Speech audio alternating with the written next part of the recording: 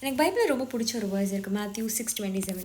இங்கே கவலைப்படுறதுனால எவன் தன் சரீர மூலத்தோட ஒரு அளவை கூட்டுவான் அப்படின்னா என்னென்னா, சம்டைம்ஸ் சில நேரம் நம்ம என்னதான் ட்ரை பண்ணாலும், எவ்வளோதான் என்ன பண்ணாலும் சில விஷயம் நம்ம கண்ட்ரோலில் இல்லைங்க. அது நம்ம ஏற்று தான் ஆகணும். அது ரொம்ப வலிக்கும். ஆனால் என்ன பண்ண முடியும்? நம்ம கையில் சில விஷயம் நம்ம கையில் இல்லை.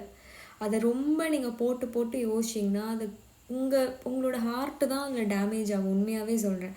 நம்ம நினைக்கிறோம் கவலைப்படலாம் ஒரு பிரச்சனை, ஆனால் ரொம்ப நீங்கள் கவலைப்பட்டீங்கன்னா அது எந்த அளவுக்கு ஒரு நோயில் கொண்டு போய் நிறுத்தும் தெரியுமா? ஹார்ட் அட்டாக் வரைக்கும் நிறுத்தும். இதெல்லாம் நமக்கு தேவையா?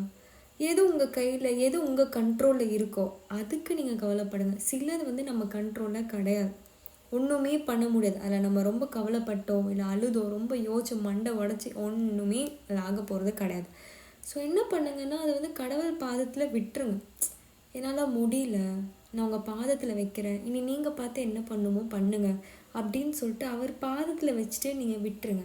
மிச்சத்தை கடவுள் பார்த்துக்கிட்டோம். கண்டிப்பாக அவர் உங்களுக்கு தப்பாக எதுவும் பண்ண மாட்டார். அவர் என்ன பண்ணாலும் அது உங்களுக்கு நல்லதாக தான் முடியும். அதனால் ரொம்ப மனசில் இருக்க பாரத்தெல்லாம் போய் அவர் பாதத்தில் வச்சுருங்க. புரிஞ்சுதா?